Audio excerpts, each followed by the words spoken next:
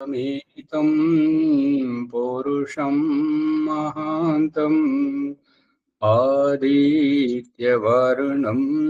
तमसा परस्तात् तमेव विदित्वा अतिमृत्युमिति नान्यः पन्था विद्यते यनाय नान्यः पन्था विद्यते येनाय। ఓం శాంతి శాంతి శాంతి. ఈ యొక్క ఉపనిషత్తు జ్ఞాన గంగ అధ్యాత్మ సత్సంగానికి వచ్చేసినటువంటి వారందరికీ నమస్తే, స్వాగతం, సుస్వాగతం. ఏమైనా సందేహాలుంటే అడగండి. సందేహాలు లేని పక్షంలో ప్రకారం మనం వెళ్తాం. ఓం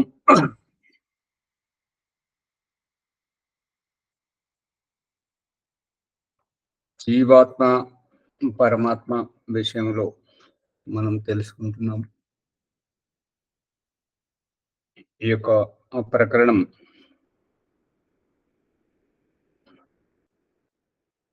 బృహదారణ్యకోపనిషత్తు 3వ అధ్యాయం 4వ బ్రాహ్మణంలో ఉన్నాము మనం ఇప్పుడు. 4వ బ్రాహ్మణంలో చాక్రాయనుడు ప్రశ్నిస్తున్నాడు. ప్రాణం పోసేటువంటి ప్రాణదాత, ప్రాణప్రదాత, జీవం పోసేటి జీవనదాత ఎలా ఉన్నాడు అనేటువంటి విషయాన్ని ప్రశ్నించాడు. ఈరోజు సమాధాన పక్షంగా వస్తుందన్నమాట. ఉషస్థుడు ఏమనన్నాడంటే, ఈ లోపల ఉన్నటువంటి ఈ యొక్క ఆత్మ ఎవరు, ఏ రకంగా ఉన్నారు అనేటువంటిది అభిప్రాయం. యాజ్ఞవల్క్యుడు అన్నాడు, ఈ ప్రాణాన్ని పీలుస్తున్నది, ఈ ప్రాణం ఎవరైతే పీలుస్తున్నారో ఆ ప్రాణ శ్వాసను పీల్చుకునేటువంటిది, అపానమును వదిలేటువంటిది ఆ ఆత్మనే. కనురెప్పలు తెరిసేటువంటిది, ముక్కుతో శ్వాస తీసుకునేటువంటి, నోటితో మాట్లాడేటువంటి ఈ ఇంద్రియాల యొక్క క్రియాకలాపము వెనక క్రియాకలాపము జరిపిస్తున్నటువంటిది ఆ ఆత్మనే. ఈ ఆత్మను ఈ దేహంలోకి తీసుకొచ్చి ఈ విధంగా కర్మ చేయడానికి వ్యవస్థ చేసినటువంటి వాడు పరమేశ్వరుడు. అందుకే మంచి చేసినప్పుడు, చెడు చేసినప్పుడు, మంచి ఎప్పుడు ఉత్సాహాన్ని, ఉల్లాసాన్ని, ఆనందాన్ని, చెడు చేయబోతున్నప్పుడు భయము, వణుకు మరియు సామాజిక దండన, ఈ విషయానికి భయకంపితులను చేస్తూ భయపెడుతూ ఉండేటువంటి తత్వం పరమాత్మ తత్వముగా. ఈ యొక్క ఆత్మ విషయానికి ఇంద్రియాల క్రియాకలాపంలో ఉన్నటువంటి అపానము, వ్యానము, ఉదానము, వీటి ద్వారా తనను వ్యక్తపరుస్తున్నటువంటి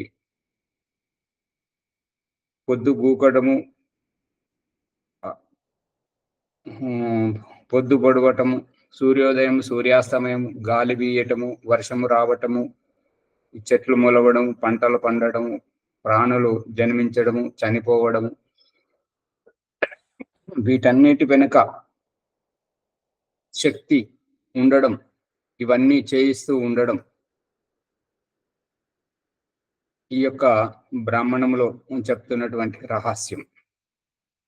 ఉషస్థ చాక్రాయనుడు ప్రశ్నిస్తున్నాడు యాజ్ఞవల్క్యుని, ఆత్మ అంటే ఏమిటి, ఆత్మను ఎలా పట్టుకోవాలి, ఏ స్థితిగతులను ఆత్మ అంటారు, ఏ విధంగా మనం ఆత్మ సాక్షాత్కారం చేసుకోగలము అనేటువంటి దానికి యాజ్ఞవల్క్యుడు ఏమంటున్నాడంటే, ఇంద్రియాల కదలిక, ఇంద్రియాల విషయ గ్రాహిత, కన్ను రూపంను పట్టుకోవడం, చెవి వినికిడి శక్తి శబ్దమును పట్టుకోవడము, నోరు వాక్ సామర్థ్యమును, మాట్లాడే సామర్థ్యమును, తిని తాగేటువంటి సామర్థ్యమును, ముక్కు శ్వాస పీల్చుకునేటువంటి సామర్థ్యమును కలిగి ఉండడమే ఆత్మ యొక్క లక్షణం.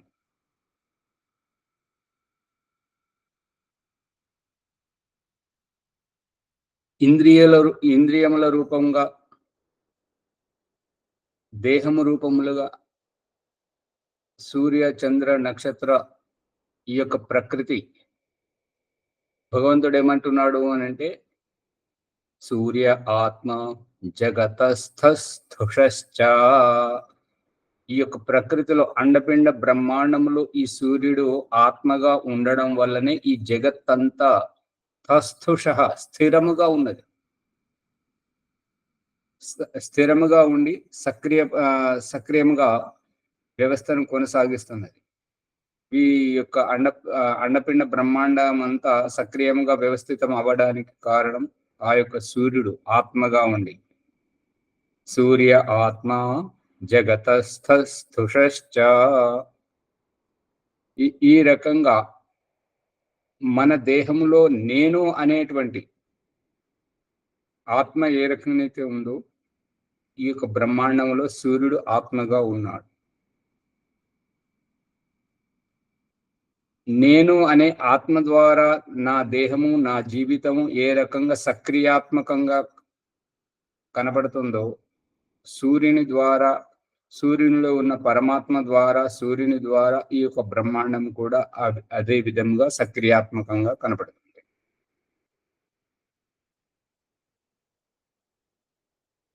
ఈ యొక్క దేహంలో ఉన్నటువంటి ఆత్మ అపానమును, వ్యానమును, ఉదానమును, వీటి ద్వారా నేను ఉన్నాను ఇదిగో చూడు అనేటువంటి వ్యక్తపరచడమే ఆత్మ యొక్క లక్షణం. సాతే ఆత్మ సర్వాంతరః. ఈ దేహమంతటా చూసుకునేటువంటి ఆత్మ, దేహంలో ఏ రకమైతే ఉందో బ్రహ్మాండమును అంతా చూసుకునేటువంటి ఆత్మ సూర్యునిలో ఉండడం. సాతే ఆత్మ, అది నీ ఆత్మ అని యాజ్ఞవల్క్యుడు చెప్తున్నాడు. ఈ దేహం కదులుతుంది కదా, కళ్ళు చూస్తున్నాయి కదా, ముక్కు శ్వాస తీసుకుంటుంది కదా, చెవులు వింటున్నాయి కదా, నోరు మాట్లాడుతుంది కదా, అది చర్మము స్పర్శ గ్రహిస్తుంది కదా. అందుకని ఆ చర్మము గ్రహించట్లేదు, చర్మము ద్వారా గ్రహించేటువంటి వ్యక్తి. చలి, వేడి, ఉక్కపోత వీటన్నింటిని గ్రహించేటువంటి, వాసనను చూసేటువంటిది ఆత్మ. శబ్దము విని ఇది ఫలానా వారు, ఇదిగో ఇది హింసక జంతువు, ఇదిగో ఇది మంచి ప్రియమైనటువంటి గేయము అని మూల్యాంకన చేసేది ఆత్మతత్వం. ఏషతే ఆత్మ సర్వాంతరః. ఇదే ఈ రకంగా గ్రహించేటువంటిదే నీ యొక్క ఆత్మ అని చెప్పేసి యాజ్ఞవల్క్యుడు చెప్పాడు. ఇప్పుడు 2వ సంపుటాన్ని చూడండి. స హోవాచ ఉషస్త చాక్రాయణో యథా బిభ్రూయాదసౌ గౌః అసౌ అశ్వ ఇత్యేవం ఏవ ఏతత్ వ్యపదిష్టం భవతి యదేవ సాక్షాత్ అపరోక్షాత్ బ్రహ్మ య ఆత్మ సర్వాంతరస్థం మే వ్యాచక్ష్వేతి ఏష త ఆత్మ సర్వాంతరః కథమో యాజ్ఞవల్క్య సర్వాంతరః న దృష్టేర్ ద్రష్టారం పశ్యేర్ న శ్రుతేః శ్రోతారం శృణుయా న మతేర్ మంతారం మన్వీథ న విజ్ఞాతేర్ విజ్ఞాతారం విజ్ఞానీయాః ఏష త ఆత్మ సర్వాంతరో అతో అన్యదార్థం తతో కోశస్తశ్చాక్రాయణః ఉపరరామ. ఇక యాజ్ఞవల్క్యుని యొక్క సమాధానం, ఆత్మ అంటే ఏమిటి అంటే ఇంద్రియాలను కదిలిస్తూ అభివ్యక్తపరుస్తున్నటువంటి ఇంద్రియాలను వ్యక్తపరుస్తూ, అంటే ఇంద్రియాలు కళ్ళ ద్వారా చూపిస్తూ, చెవుల ద్వారా వినిపిస్తూ, నోటి ద్వారా మాట్లాడుతూ, కాళ్ళ చేతులతోటి ఆడిస్తూ, పని చేయిస్తూ, నడిపిస్తూ, ఈ క్రియాకలాపముల ద్వారా ఇదిగో ఆత్మ అని చూపిస్తున్నాడు. ఆ యొక్క సమాధానం విన్నటువంటి ఉషస్థ ఆ చాక్రాయనుడు మళ్ళీ అడిగాడు ఏమనంటే, యథా భూయా విభ్రూయాత్ అసౌ. ఈ రకంగా విశిష్టంగా చెప్పబడుతున్నటువంటి గౌహు అసౌ అశ్వః ఇత్యేవం ఏవ ఏతత్ విపదిష్టం భవతి. ఈ ఈ యొక్క గౌహు అంటే ఆవు. ఆవు ఇది గుర్రమా? ఒక రూపం కనబడుతుంది. ఆవు ఆవు గాయ్ అంటే ఆవు మరియు గుర్రం ఇవి రెండు కనబడుతున్నాయి. రెండేవి కనబడతలేదు. రెండు కనబడకపోయినా కూడా పాలిచ్చేది ఏమిటి అని అంటే ఆవే అని చెప్పడం జరుగుతుంది. పరిగెత్తేది ఏమిటి అని అంటే గుర్రం అని చెప్పడం జరుగుతుంది. అంటే ఆవు పరిగెత్తదా, గుర్రం పాలు ఇవ్వదా అని అంటే గుర్రం పాలు మనం సేవించలేము. ఆవు మీద ఎక్కి మనము ప్రయాణించలేము. ప్రయాణానికి భారం మోయడానికి గుర్రమే, పోషించడానికి ఆవు. గోమయము గోమూత్రము ద్వారా ఈ యొక్క సంక్రమించేటువంటి పక్షపాతము లాంటి రుగ్మతలు సహజంగా దూరం కావడం, షుగరు అనేటువంటి భ్రాంతి రోగం దూరం కావడానికి. అంతేగాని ఆధ్యాత్మిక క్షేత్రంలోకి వచ్చేటువంటి వారు మలమూత్ర సేవన చేయకూడదు. అలాగని చెప్పేసి భగవంతుని యొక్క పూజ అగ్నిహోత్రం చేస్తున్నప్పుడు మలమూత్రాలను అగ్నిహోత్రంలో వేయరాదు. అందుకని చెప్పేసి అగ్నిహోత్రం చేసేటువంటి సాధనాల లోపల వేటితో అగ్నిహోత్రం చేయాలి అనేటువంటి రహస్యాన్ని ఋగ్వేదము ప్రథమ మండలము 13వ సూక్తంలో వనస్పతి అని చెప్పేసి, ఆ యొక్క వృక్ష వనస్పతి అని చెప్పేసి కర్రల గురించి, సమిధల గురించి చెప్పడం జరిగింది. ఇక ఈ అగ్నిహోత్రంలో భగవంతుని పూజ ఆరాధన దాంట్లో మలమూత్రములను వినియోగించరాదు అనేటువంటి సంకేతం. దాంట్లో మలమూత్రాలను ఎట్లా వినియోగిస్తారు అని అంటే, భగవంతుడు ఈ దేహాన్ని సృష్టిస్తున్నాడు. 84 లక్షల జీవరాశులు. ఆ 84 లక్షల జీవరాశులు కనబడేటివన్నీ దేహమయమే. ఆ దేహంతో దేహానికి ఆహారం తినిపిస్తున్నప్పుడు దేహం నుంచి విసర్జించినటువంటిది దేహముకు అక్కరలేని వస్తువును దేహం నుండి విసర్జించడం జరుగుతుంది. ఇప్పుడు మన మానవ దేహంలో మనం అనుకుంటున్నాం కదా, ఈ అన్నము అనేటువంటిది కనబడే రూపం అన్నము కాదు. అన్నమును కనబడే రూపంతోటే వలుస్తున్నాడు.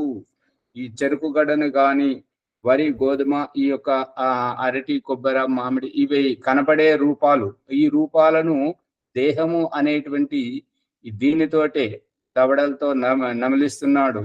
జీర్ణక్రియతో రూపమును వేరు, రసమును వేరు చేస్తున్నాడు. అదే రూపకంగా గడ్డి తిన్నటువంటి ఆవు, గడ్డి రూపమును తిన్నటువంటి ఆవు గడ్డి యొక్క కనబడే రూపాన్ని మలముగా విసర్జిస్తున్నది ఆవు.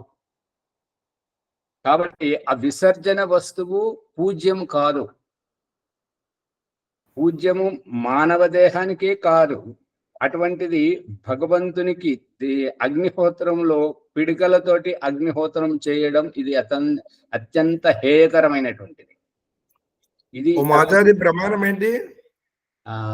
ఋగ్వేదము ప్రథమ మండలము 13వ సూక్తము 15వ సూక్తంలో ఉంది మంత్రం. ప్రథమ మండలం 15వ సూక్తమా? చూడండి. కొంతమంది పిడికలతోటి వివరణాత్మకంగా మంత్రం పూర్తిగా ఈరోజు గ్రూప్ లో పెట్టడం జరుగుతుంది. అందుకని ఈ పిడికలతోటి చేసేటువంటిది అశాస్త్రీయం, ఎక్కడ కూడా ఎటువంటి ప్రమాణం లేదు. అందు గురించి పశు మలముతోటి పూజ చేయకూడదు. పశు మలముతోటి మనము ఏంటంటే ఈగలు దోమల నివారణ గురించి కానీ, లేదంటే మనం వంట చేసుకోవడానికి కానీ, ఎరువుగా కానీ మనం వినియోగించుకోవచ్చు. అంతేగాని అది పూజ్య వస్తువు కాదు, పూజకు వినియోగించరాదు. మరి ఇక ఎవరైనా వినియోగిస్తున్నారు అంటే అది వారి విజ్ఞతకే వదిలేయాలి. తెలివిగా ఆలోచించేటువంటి వారైతే వారిని ప్రశ్నించండి, ఇది దీనికి ప్రమాణం ఏమిటి, ఎక్కడ వేదంలో ఎక్కడ ప్రమాణం ఉన్నది, ఏ గ్రంథంలో ఎవరు చెప్పారు ఆవు పేడతోటి యజ్ఞం చేయాలని చెప్పేసి. అందు గురించి అది అశాస్త్రీయం, చేయకూడదు. ఇక మనుషులు ఎందుకు సేవించకూడదు అని అంటే మలమూత్ర సేవన చేయొచ్చు, చేసినటువంటి వారు ఆధ్యాత్మికంలో పురోగతి సాధించలేరు. అందు గురించి ఈ ధ్యానం చేసేవారు, సాధన చేసేవారు ప్రత్యేకించి మలమూత్రాలకు చాలా దూరంగా ఉండాలి. అందుకే పతంజలి మహర్షి కానీ, దయానంద సరస్వతి కానీ, ఉపనిషద్ ఋషులు కానీ, దర్శనకారులు కానీ ఎవరైనా కూడా శుచి శుభ్రత గురించి చెప్పడం జరుగుతుంది. అందు గురించి మనం ఎంత పవిత్రంగా ఉంటే మన సాధన అంత ఉత్కృష్టంగా ఉంటుంటది. అందు గురించి మలమూత్రాలకు దూరంగా. ఇక మలమూత్రాలు సేవించాల్సినది ఎవరు అని అంటే, ఎవరైతే ఈ యొక్క పశు మాంసాలు తింటుంటారో, మద్య మాంసాలు సేవిస్తుంటారో వారు మీ మలమూత్రాలు సేవించాలి. ఎందుకంటే వారు అటువంటి యోగ్యులే కాబట్టి. ఈ యొక్క మలము ఒలుస్తుంటది. దేనిని ఒలుస్తుంటది అని అంటే, ఏదైతే జీర్ణక్రియలతో అరగనటువంటిది కానీ, ఇంకా విసర్జనకు ఉపయోగపడినటువంటి మలమును ఒలిసి బయటకు తీసేస్తుంటది.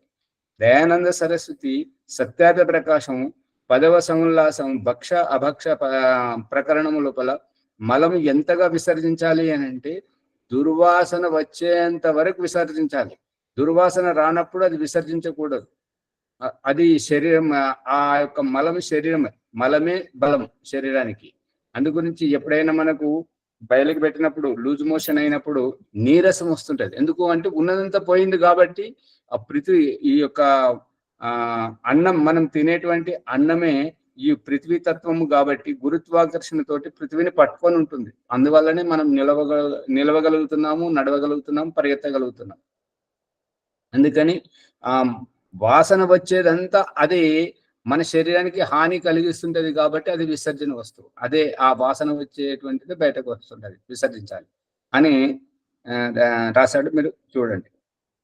అందు గురించి అధ్యాత్మ సేవన చేసిన, అధ్యాత్మ సాధన చేసేటువంటి వారు, ధ్యానం చేసేటువంటి వారు శ్వాస ఉచ్ఛ్వాసలతోటి మనం ప్రాణాయామం చేస్తున్నప్పుడు మనం తిన్నది మలము కాబట్టి, మనం తాగింది మూత్రము కాబట్టి, అటువంటి అప్పుడు వాటి దుర్వాసనే మన శరీరం అంతా వ్యాపకం అవుతుంటది.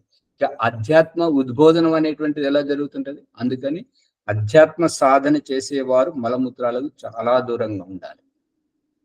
స్వచ్ఛమైన ఆహారం, ప్రకృతిలో ఉన్నటువంటి ఆహారం, ఎండినటువంటి పండ్లు, డ్రై ఫ్రూట్స్ తీసుకోండి. అది ఏమంటారంటే ఋతువానుసారంగా లభించేటువంటి పండ్లను తీసుకోండి. స్వచ్ఛమైనటువంటి వంట చేసుకొని గోరువెచ్చగా ఉన్నప్పుడే వేడిగా ఉన్నటువంటి ఆహారంని సేవించమని చెప్పేసి ఆయుర్వేదం చెప్తుంది. అంతేగాని ఈ యొక్క మలమూత్ర సేవన చేయాలని చెప్పేసి ఆధ్యాత్మిక సాధనలో ఉన్న వారికి మాత్రం ఎక్కడ ప్రమాణం లేదు. అది గుర్తు. నమస్తే. ఆరోగ్యం గురించి చెప్తారు కదా మరి ఆచార్య, గోమూత్రం. మళ్ళీ అదే భాష మాట్లాడుతున్నారు. గోమూత్రం గురించి సేవన ఎవరికి అని అంటే, ఎవరైతే తామసికంగా ఉంటుంటారో, కేవలం బ్రతకడానికే జీవిస్తున్నారో, ఎవరైతే ఈ యొక్క వృద్ధాశ్రమాల పేరుతోటి చావు కోసం ఎదురు చూస్తున్నారు, చావు ఎప్పుడు వస్తుందో ఆ చావు కోసం ఎదురు చూసి మందులతోటి శరీరాన్ని రక్షించుకునేటువంటి వాళ్ళు మలమూత్ర సేవన చేయొచ్చు, వారికి తగ్గుతుంది. కానీ ఆధ్యాత్మికంగా మన ఓజస్సుతోటి మా ఊర్ధ్వరేతస్సులు అయ్యేటువంటిది బ్రహ్మకమలం విప్పుకోవడం, సాక్షాత్కారం చేసుకోవడం ఏమైందంటే ప్రకృతి పరంగా, ప్రకృతి సహజంగా మనకు అందించేటువంటిది, భగవంతుడు అందిస్తున్నటువంటిది.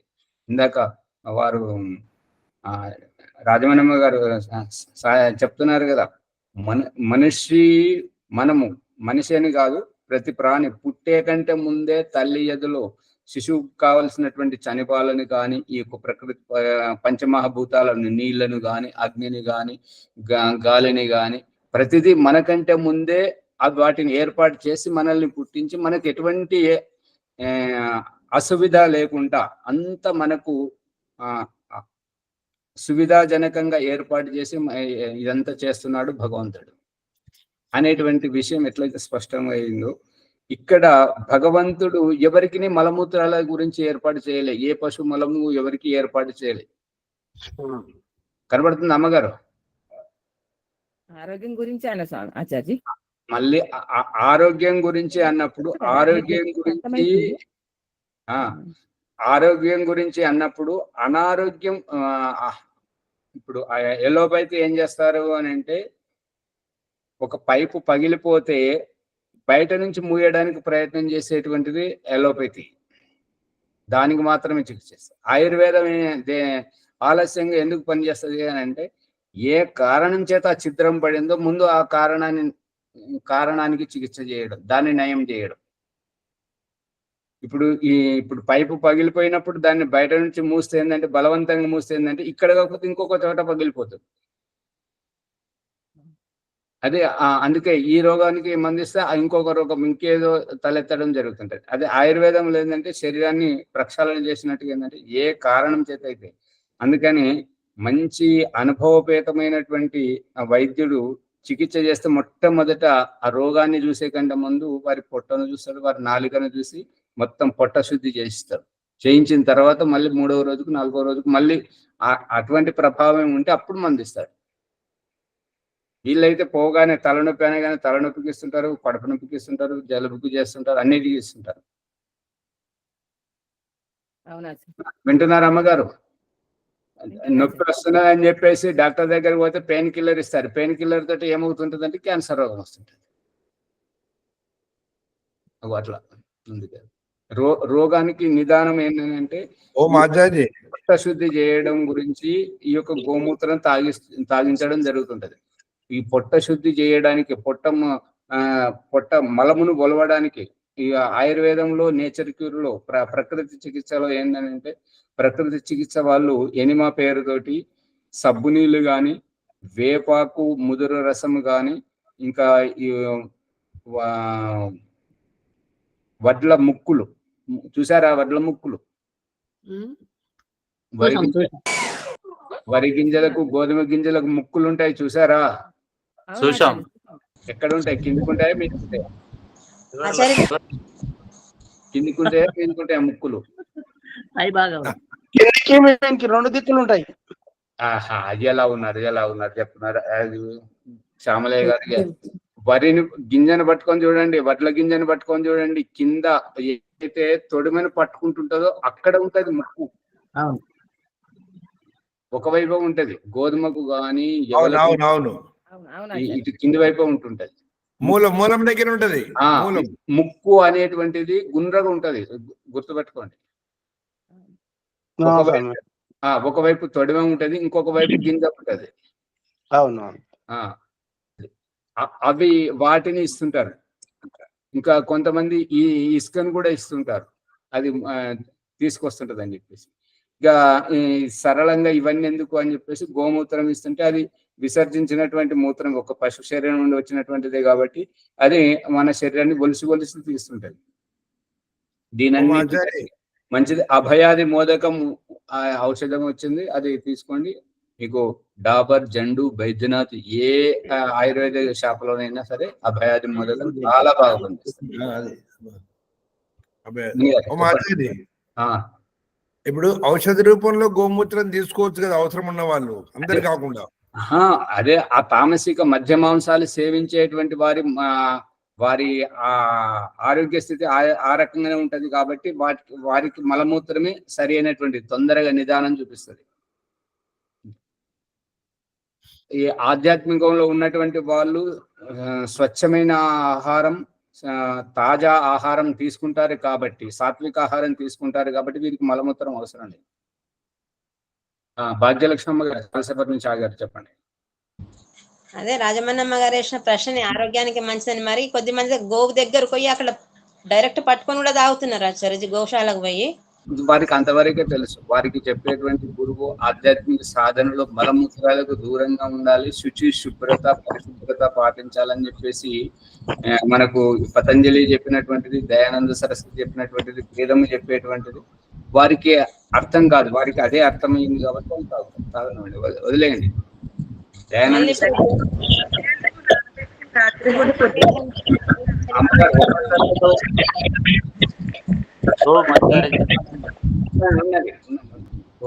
గారు రోజు ఇబ్బంది పెడుతున్నారు. ఫోను అది ఒకసారి శుద్ధి చేసుకోండి, ఖాళీ చేసేయండి మొత్తం.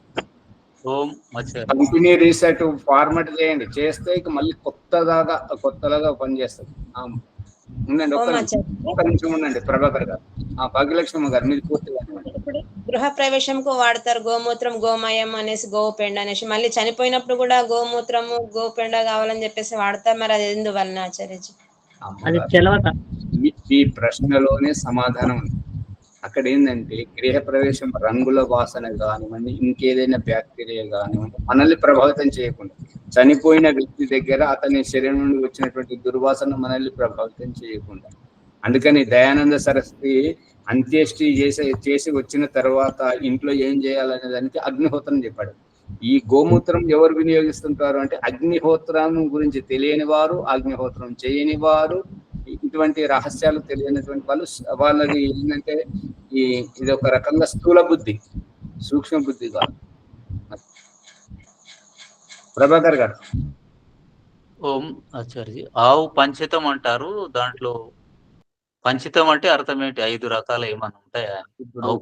పేడ రసము, మూత్రము, పాలు, పెరుగు, మజ్జిగ కలుపుతారేమో ఇంకా మళ్ళీ. ఇవన్నీ 5 రకాలుగా గోపంచకం అంటుంటారు. ఆ పంచకం అది చల్లడానికే వినియోగిస్తారు కానీ తాగడానికి అయితే కాదు.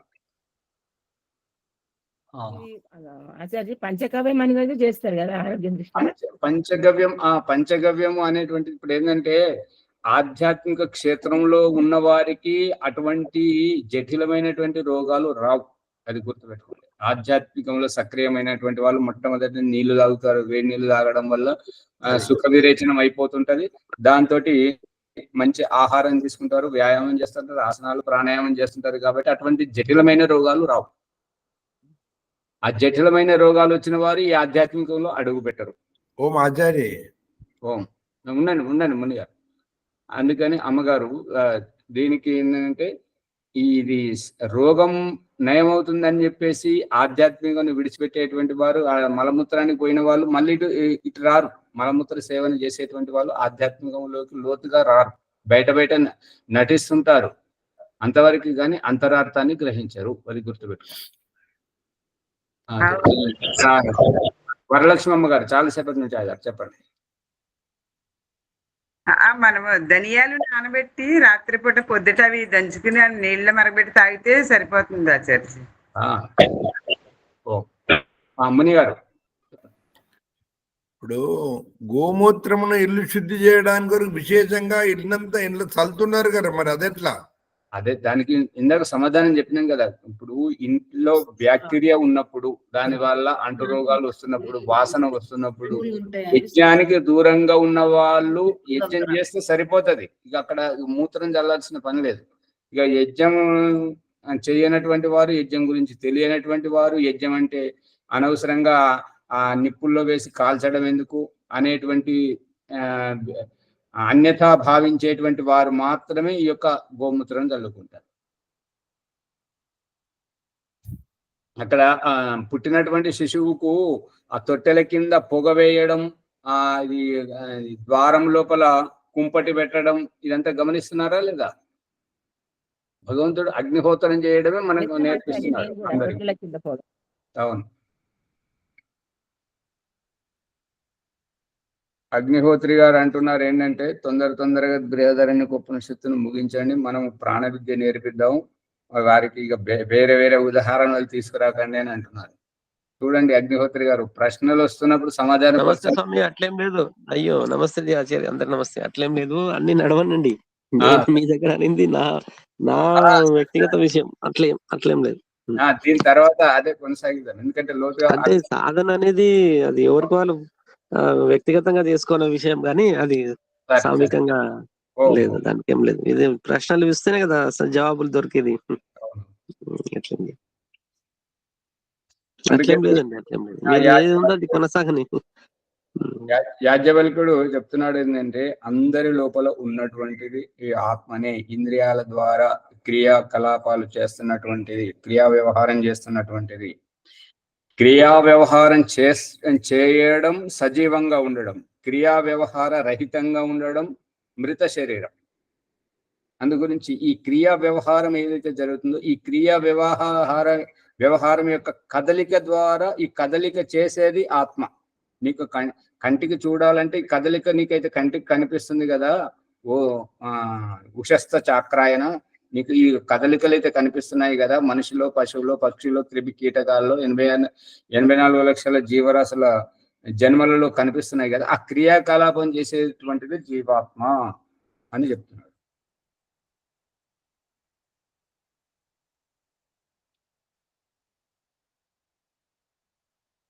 ఇప్పుడు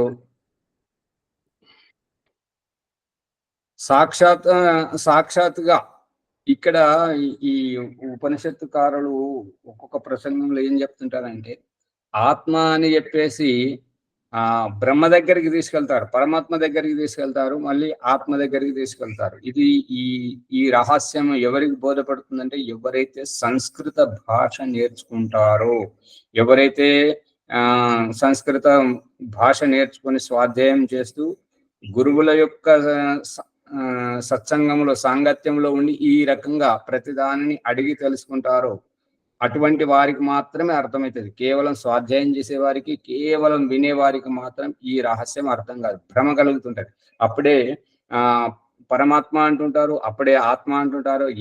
ఏ లక్షణాలు ఆత్మవి, ఏ లక్షణాలు పరమాత్మవి, ఇవి తెలుసుకోవడం చాలా దుస్తరం, అంటే కఠినం. ఏది స్వాధ్యాయం చేసినా అర్థం కాదు, సంస్కృతం రావాలి పదాలు తప్పనిసరిగా. ఇప్పుడు ఈ యొక్క ఆశ్రమంలో సంస్కృత అధ్యయనం మొదలు పెట్టాలని చెప్పేసి ప్రయత్నం చేస్తున్నాం. ఎవరైనా రావాలి కదా, వచ్చిన తర్వాత నిరంతరంగా మొదలు.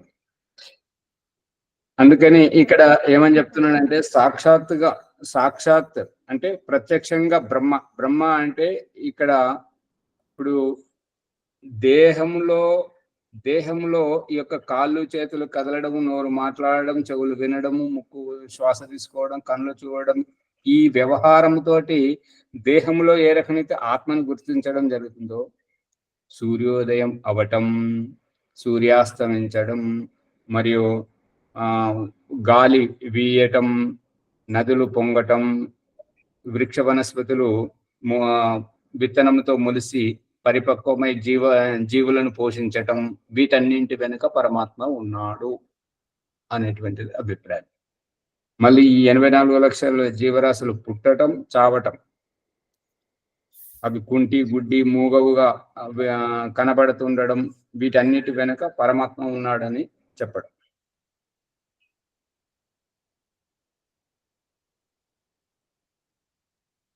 ఈ రూపకంగా అడిగినప్పుడు వారు ఏమంటున్నారంటే,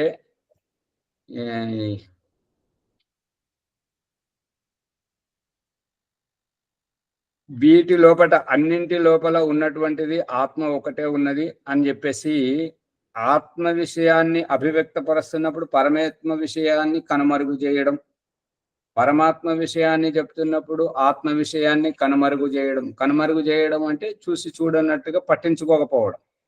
ఆ పట్టించుకోకపోవడం వల్ల అది లేదు అని కాదు. ఇప్పుడు భగవంతుడు చూపిస్తున్నటువంటిది ఏంటంటే, పుట్టక ముందేమో యువావస్థను చూపిస్తున్నాడు, పుట్టిన తర్వాత తండ్రి బాధ్యతను చూపిస్తున్నాడు. ఇక కొడుకు జీవితం కొడుకుదే, తండ్రి జీవితం తండ్రిదే అన్నప్పుడు, తండ్రి స్థానంలో ఉన్నప్పుడు తనది తానుగానే చూసుకోవడం, కొడుకు తనది తానే చూసుకోవడం, అవసరం వచ్చినప్పుడు మాత్రమే తండ్రి దగ్గరికి కొడుకు దగ్గరికి తండ్రిని పంపించి వారిద్దరి కలయికను చూపించడం. కనిపిస్తుందా అమ్మగారు? అవునా అవునా సువర్చలమ్మ గారు నిద్రపోతున్నారా మర్చిపోతున్నారా? ఓం ఆచార్య ఎన్నో శ్లోకం ఇది? ఇది రెండవది సంపుటం, 800 పుటలో ఉన్నది చూడండి. ఇదంతా నడుస్తున్నటువంటి దీంట్లో యాజ్ఞవల్క్యుడు చెప్తున్నటువంటిది ఏంటంటే ఆత్మతత్వమే, పరమాత్మతత్వమే. అది గుర్తించుకుపోతేనే రెండిటి యొక్క సాక్షాత్కారం జరుగుతుంది అనేటువంటిది అభిప్రాయం. ఇప్పుడు ఉషస్థ చాక్రాయనుడు ఏమంటున్నాడంటే, నువ్వు రెండుంటినని చెప్పేసి ఈ రకంగా ఎందుకు చెప్తున్నావు, మభ్య పెడుతున్నావు? దానికి స్పష్టంగానే చూపించు. భగవంతుడు చూపిస్తున్నాడు కదా, నిరాకార పరమాత్మను నిరాకార ఆత్మతో కలిపి చూపిస్తున్నాడు. దేహరూపమైనటువంటి జీవాత్మకు దేహంతోటే చూస్తాను అని అన్నప్పుడు ఈ యొక్క ప్రకృతి యొక్క పరిణామాలను చూపిస్తున్నాడు కదా. మరి ఆ రూపకంగా విడివిడిగా చూపిస్తున్నప్పుడు ఈ యొక్క మీరు చెప్పేటువంటి అభిప్రాయం కూడా స్పష్టంగా ఉండాలి అని చెప్పేసి అంటున్నాడు. దానికి యాజ్ఞవల్క్యుడు ఏమంటున్నాడంటే, అదైతే స్వయంగానే చూసేటువంటి వారు ఎవరైతే చూస్తున్నారో, కళ్ళతో చూస్తున్నారో కనిపించేటువంటి ఈ పరిణామాలు అని అంటే, ఉదాహరణకు భూమి తిరగడానికి, భూమి ఎలా తిరుగుతుంది, భూమి తిరగడానికి భూమి తిరగడం వల్ల జరుగుతున్నటువంటి భూమిలోని పరిణామాలు. ఇప్పుడు ఈశ్వర స్థితి ప్రార్థనోపాసన 5వ మంత్రం, ఏ నద్యౌ ఉగ్రా పృథివీ చ దృఢ, పృథివీ దృఢంగా ఉన్నది.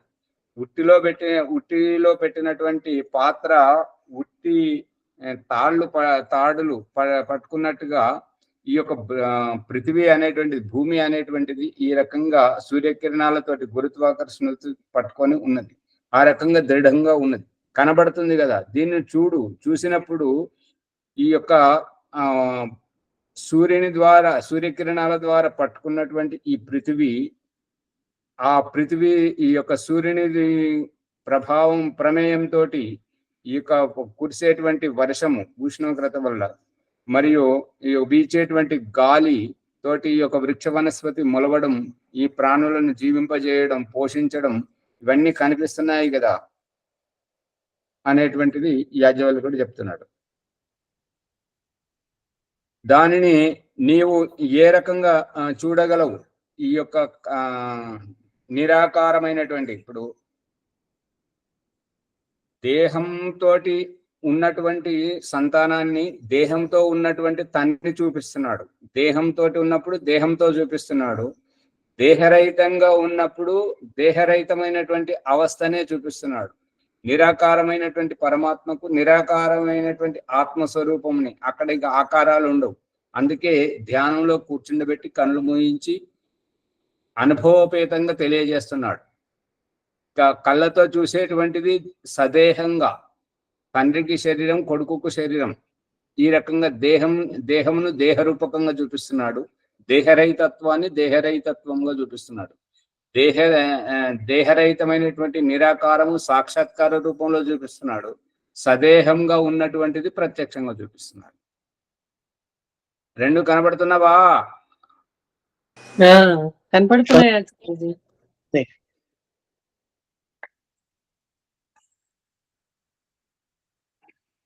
భౌతికము ఆధ్యాత్మికము. వినేటువంటి వారు, మాట్లాడేటువంటి వారు అంటే ఏంటంటే, ఇప్పుడు సెల్ ఫోన్ లో మాట్లాడుకునేటువంటి వారు దూరంగా ఉండి ఒకరికొకరు కనబడట్లేదు, ఆ రకంగా వినేటువంటి వారు. ఇంకొకటేమో ప్రత్యక్షంగా ఎదురుగా ఉండి, ఇప్పుడు ఏదైనా అవసరం ఉన్నప్పుడు ప్రధానమంత్రి దగ్గరికి, రాష్ట్రపతి దగ్గరికి, ఎమ్మెల్యే, ఎంపీ, ముఖ్యమంత్రి దగ్గరికి వెళ్ళినప్పుడు వాళ్ళ ఎదురుగా కూర్చోండి పనులు చేసుకొని వస్తున్నప్పుడు అదేమో ప్రత్యక్షం. ఇక ఇవి ఏమంటారు, పథకాలన్నీ అమలు చేసినప్పుడు సహకారం అందడం వీరు పొందడం, అందించేది వారు, పొందేటువంటిది వీరు. ఇక్కడ శరీరం అక్కరలేదు, కానీ ప్రత్యక్షంగా కలిసి మాట్లాడే దగ్గర మాత్రం అక్కడ కలిస్తేనే పని అవుతుంది. కొన్నేమో ఇప్పుడు ఏంటంటే మనం ఉన్న తర్వాత మనకు కావాల్సిన అవసరాలు తీర్చుకోవడం చేసేటువంటి, ఇప్పుడు ముని గారు ఒక్కొక్కసారి ప్రయత్నం చేస్తుంటారు ఏంటంటే మనసా పరిక్రమ మంత్రాల కంటే ముందు చెన్నో దేవి రభిష్టే మంత్రం అర్థం చెప్పడానికి ప్రయత్నం చేయడం, మళ్ళీ ఈ యొక్క ఉపస్థానంలో గాయత్రి మంత్రం కంటే ముందు మళ్ళీ చివరికి చెప్పడానికి ప్రయత్నం చేశారు. ఏంటంటే అక్కడ ఈ శన్నోదేవి రవిష్ఠేయతోటి నీళ్లు తాగడం ఇదంతా ఒట్టిదే, నాటకం. ఈ యొక్క అమృతోపస్తరణమసి తోటి నీళ్లు తాగడం ఇది కూడా ఒట్టిదే. అంగస్పర్శతోటి మార్జన మంత్రాలతోటి నీళ్లు చల్లుకోవడం, పునికి చూసుకోవడం ఇదంతా ఒట్టిదే. అంతరార్థానికి దిగాలి, లోతుగా ఆలోచించి దాని అంతరార్థం గ్రహించినప్పుడు ఇక మనకు కనువిప్పు కలుగుతుంది, జ్ఞానోదయం అవుతుంటుంది, మనం ఉద్బుద్ధులం అవుతుంటాం. ఈ ఉద్బుద్ధత్వమే సాక్షాత్కారం. ప్రతి క్రియ, ప్రతి ప్రకరణం వెనుక, ప్రతి క్రియ వెనుక. అందుకే ఇక్కడ శన్నోదేవి రభిష్ఠేయతోటి ఏమంటున్నాడంటే దేహం ఉన్నది కాబట్టి, ఈ దేహ పోషణకు కావాలి కాబట్టి, ఓ భగవంతుడా, ఓ శివస్వరూప, కళ్యాణ స్వరూప పరమేశ్వర, నేను ఈ దేహం, ఈ యొక్క పసిగుడ్డు స్థితిలో ఉన్నాను, ఇంత చిన్నగా ఉన్నాను, నాకు ముడి పదార్థాలు అరగవు. అందు గురించి ఈ శరీరం జీర్ణించుకునేటువంటి స్రావాలను అభిస్రవంతు నా గురించి, అంటే నా గురించి, నా కోసం, నాకు అందుబాటులో ఈ యొక్క స్రావాలను స్రవింపజేయుము అనిపించడం. అందుకే శిశువుకు మొట్టమొదట భగవంతుడు మొర్రుపాలు తాగిస్తున్నాడు. మొర్రుపాలు అంటే తెలుసా? మామూలు పాలకులే తెల్లగా ఉండవండి, కొంచెం తెల్లగా ఉండవు, కానీ ఇంకా మధురంగా ఉంటుంటవి, అన్ని రకాల పోషకాలు కలిగినటువంటివి. అదే రూపాన్ని ఇంకా ముదిరిన తర్వాత రుగ్నావస్థలో తాగించేటువంటిది తేనె యొక్క మకరంధం. అర్థమవుతుందా? అర్థమైంది సార్. ఈ రకంగా భగవంతుడు చేస్తున్నటువంటిది. ఆ స్రావాలు, ఆ యొక్క స్రావాలతోటి పోషణ. అందుకే శయ్యో అభిస్రవంతు, స్రవింపజేయమని చెప్పేసి. ఈ స్రవింపజేయము అనేటువంటిది ఆరంభంలో స్రావాలు స్రవింపజేయడం ఇది మంచిదే, కానీ మనసా పరిక్రమ దగ్గర స్రావాలు అక్కర్లేదు. సమయం పరిగెడుతుంది. ఈ మనసా పరిక్రమ దగ్గర స్రావాలు అక్కర్లేదు. ఉపస్థానములో గాయత్రి మంత్రం కంటే ముందు స్రావాలు అక్కర్లేదు. సంధ్యోపాసన చివరన స్రావాలు అక్కర్లేవు. అక్కడ జ్ఞానధార, నేను ఏ కారణం చేతైతే ఈ జన్మలోకి వచ్చానో, ఏ కారణం చేతైతే నేను ఈ సంధ్యోపాసన చేస్తున్నానో, ఏ కారణం చేతైతే నీ యొక్క సంయోగం, నీ యొక్క జ్ఞానోదయం, నీ యొక్క సాన్నిధ్యం నాకు అవసరమో అది నాకు కావాలి. అక్కడ నాకు శాంతి లభిస్తుంటాయి. మంత్రం ఒకటే అయినా తీసుకునేటటువంటిది అర్థం చేసుకోవాలి. సమయం, సందర్భం, ఉచితం, అనుచితం, పరిస్థితి, వ్యవస్థ. అందుకని ఎప్పుడు ఏ ప్రకరణంలో ఏది కావాలో అది గ్రహించడం. అందుకనే మన దేహంలో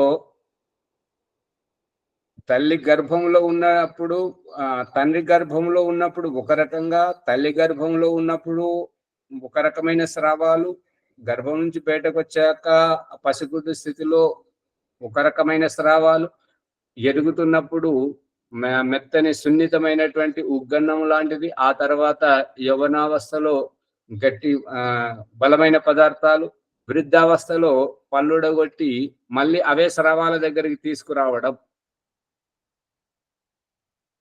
గమనిస్తున్నారా? కేవలం వింటున్నారా? పుష్పమ్మ గారు వింటున్నామండి. ముడుకు పాలు తాగడం పిల్లలకు చేస్తామంటారు. నేను మళ్ళీ ఎక్కడి నుండి మొదలు పెట్టాడో అక్కడికి అదే స్రావాల దగ్గరికి తీసుకొస్తున్నాడా లేదా దేవుడు? తీసుకొస్తున్నా సార్. అందుకని ఈ శన్నోదేవి రభిష్టయ అనేటువంటిది చాలా లోతుగా ఉంది. దయానంద సరస్వతి ఈ యొక్క ఆశ్రమంలో అమ్మగారు అడుగుతున్నారు, దాయిని అమ్మగారు, సంధ్యోపాసనలో ఆచమనం ఎన్నిసార్లు చేస్తాం? అక్కడ ఆచమనమే లేదు సంధ్యోపాసనలో. ఇప్పుడు మనం నీళ్లు తాగుతున్నది ఎంత ఏంటి అంటే ఇది కాలక్షేపం. అంతరార్థం గ్రహించే వరకు, అవగాహన అయ్యే వరకు, అప్పటి వరకు నీళ్లు తాగాలి. అది 4 సార్లు ఉన్నది.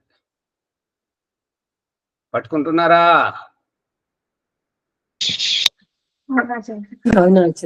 కానీ నీళ్లు తాగడానికే ప్రాముఖ్యత ఇచ్చేవారు. నీళ్లు తాగడమే ఆచమనం అని చెప్పేసి ఆ ప్రక్రియని చేసే వారికి దయానంద సరస్వతి చెప్తున్నటువంటిది ఏంటంటే, ఆచమనము దేనికి అంటే కంఠశుద్ధి గురించి. కంఠంలో కఫం గిట్ల వస్తే, ఉచ్చారణ సరిగా రాకపోతే కంఠశుద్ధి గురించి.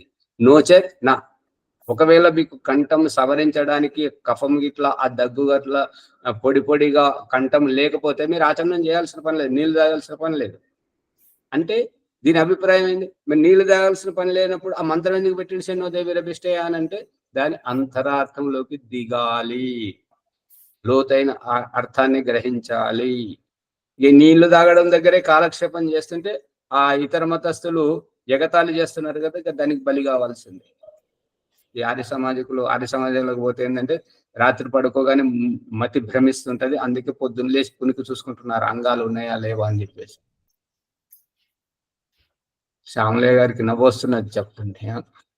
అర్థం తెలుసుకోనంతసేపు వాళ్ళు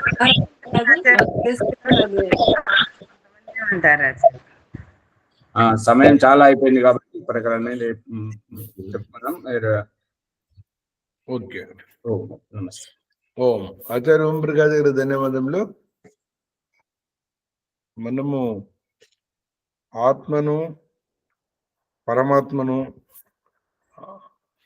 2 చేతన తత్వాలను సమానంగా తెలుసుకుంటున్నాం. శరీరంలో ఆత్మ ఏం పని చేస్తుంది, పరమాత్మ ఏం పని చేస్తున్నాడు.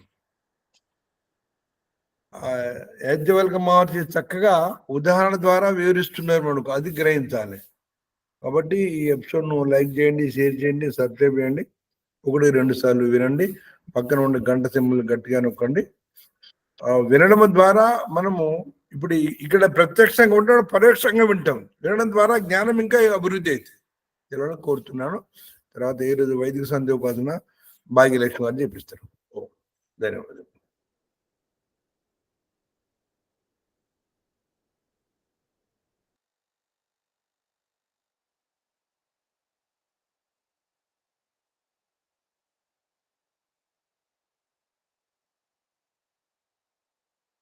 అమ్మగారు మీలో ఉన్నారు, మైక్ ఆన్ చేయండి.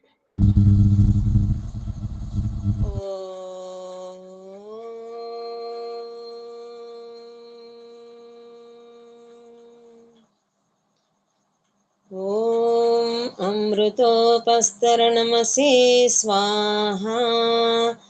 ఓం అమృతాపిధానమసి స్వాహా. ఓం సత్యం యశః శ్రీర్మై శ్రీః శ్రయతాం స్వాహా.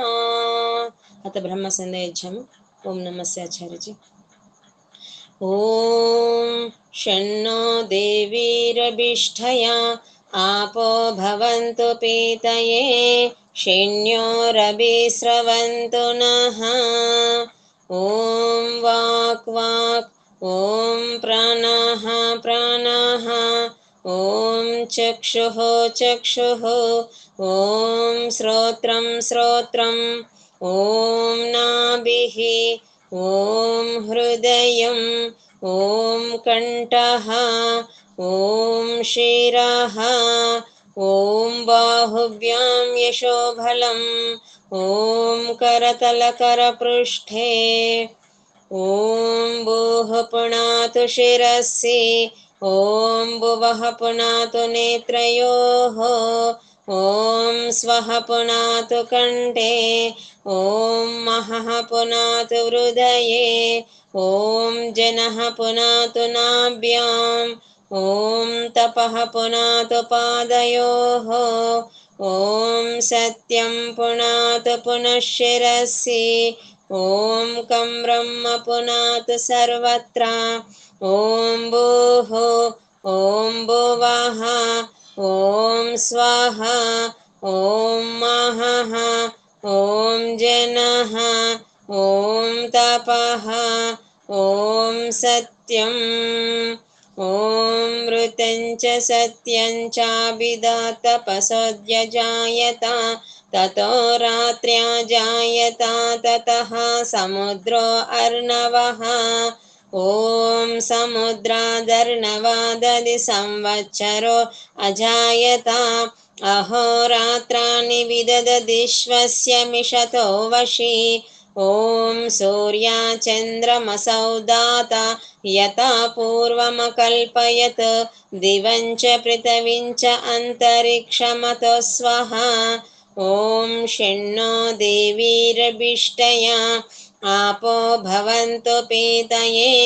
शन्योरभिस्रवन्तु नः ॐ प्राचीदिगग्निरधिपतिरसितो रक्षिता दित्या इषवः तेभ्यो नमो अधिपतिभ्यो नमो रक्षत्रभ्यो नमः ईशभ्यो नमः एभ्यो अस्तु यस्मान् वेष्टियं वयं देशमस्तं वोजम्बे दद्मः दक्षिणादिगेन्द्रोऽधिपतिः स्थिरच्चिराजिरक्षिता पितर इषवः तेभ्यो नमो अधिपतिभ्यो नमो रक्षत्रभ्यो नमः ईशभ्यो नम एभ्यो अस्तु यस्मान् वेष्टियं वयं देशमस्तं वोजम्बे दद्मः प्रतीचेदिग्वरुणोऽधिपतिः बृदाकुरक्षितान्नमिषवः तेभ्यो नमो अधिपतिभ्यो नमो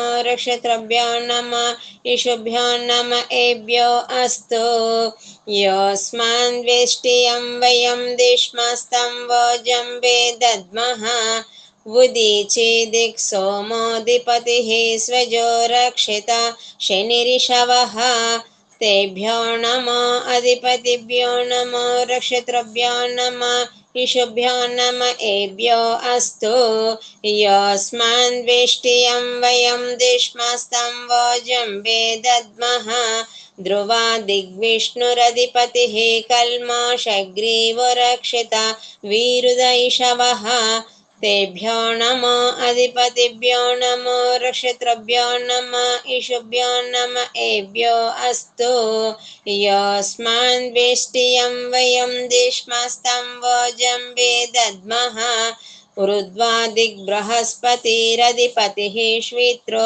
रक्षिता वर्षमिषवः तेभ्यो नमो अधिपतिभ्यो नमो रक्षत्रभ्यो नमः ईशुभ्यो नम एभ्यो अस्तु यस्मान् वेष्टियं वयं देशमस्तं वोजम्बे दद्मः ॐ जातवेदसे सुनवामा सोममरातीयतो निदहाति वेदः स नः पर्षदति दुर्गानि विश्वा नावेवा सिन्धुं दुरितात्यग्निः चित्रं देवानामुदगादनीकं चक्ष्मर्मित्रस्य वरुणस्याग्निः आप्राद्यावा पृथिवी अन्तरिक्षं सूर्य आत्मा जगतस्तु षच्च उदित्यं जातवेदसं देवं वहन्ति केतवः दृश्ये विश्वाय सूर्यम् उद्वयं तमसस्परिस्वः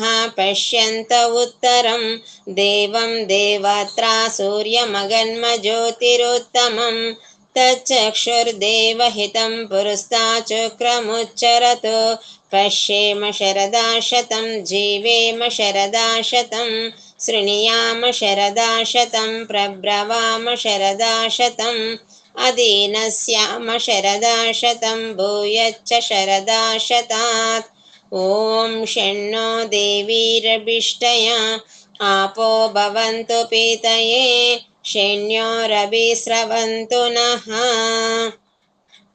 ॐ भूर्भुवः स्वः తస్సవితుర్వరేణ్యం భర్గో దేవస్య ధీమహి ధియో యో నః ప్రచోదయాత్. హే రక్షక సచ్చిదానంద స్వరూప జగతుత్పాదక దేవ ప్రసిద్ధము సర్వోత్కృష్టమగు నీ విజ్ఞాన స్వరూపమును మేము నిత్యము ధ్యానింతుము. మాకు సద్బుద్ధినిచ్చి సత్కర్మములు ఆచరించినట్లు అనుగ్రహింపుము స్వామి. హే పరమేశ్వర దయానిదే, మీ కృప వల్ల జపో ఉపాసనాది కర్మములను చేస్తున్న మేము ధర్మ అర్థ కామ మరియు మోక్షముల సిద్ధిని సత్వరముగా ప్రాప్తించుకుందుము గాక. ఓం నమః శంభవాయ చ మయో భవాయ చ నమః శంకరాయ చ మయస్కరాయ చ నమః శివాయ చ శివతరాయ చ. ఓం షణ్ణో దేవీరభిష్టయా आपो भवन्तु पीतये शन्योरभिस्रवन्तु नः. ఓం శాంతి శాంతి శాంతిః. ఇది వైదిక బ్రహ్మ సందేశము. ఓం నమస్తే ఆచార్యజీ. సర్వేభ్యో నమో నమః. అమ్మగారు భాగ్యలక్ష్మి అమ్మ గారికి ధన్యవాదాలు. ఒక్క నిమిషం. అమ్మగారు ఒత్తులు పలకట్లే, ఒత్తులు పలకాలి. ఒత్తులు పలకపోతే అది విచారం చెప్పిస్తున్నారు. అది విచారం, అది సవరించుకుంటే బాగుంది. సరే. ఓం నమస్తే ఆచార్యజీ, అందరికీ నమస్తే. అది పుష్పమ్మ గారు శాంతి పాఠం చెప్పండి. నమస్తే ఆచార్య. అత శాంతి పాఠः. ఓం దేవ శాంతి అంతరిక్షం శాంతి పృథివీ శాంతి ఆపః శాంతి ఓషధయః శాంతి వనస్పతయః శాంతి విశ్వే దేవాః శాంతి బ్రహ్మ శాంతి సర్వం శాంతి శాంతిరేవ శాంతి సామా శాంతిరేధి. ఓం శాంతి శాంతి శాంతి. ఓం నమస్తే ఆచార్య. సర్వేభ్యో నమో నమః. అందరు ఈ వీడియోని లైక్ చేసి షేర్ చేయండి, సబ్స్క్రైబ్ చేసుకోండి, మీకు తెలిసిన గ్రూప్లలో పంపించండి. ధన్యవాదాలు. నమస్తే ఆచార్య. నమస్తే ఆచార్య. నమస్తే ఆచార్య, అందరికీ నమస్తే. భాగ్యలక్ష్మమ్మ గారు శరద శతం శరద శరద శరద శరదః. ఆ.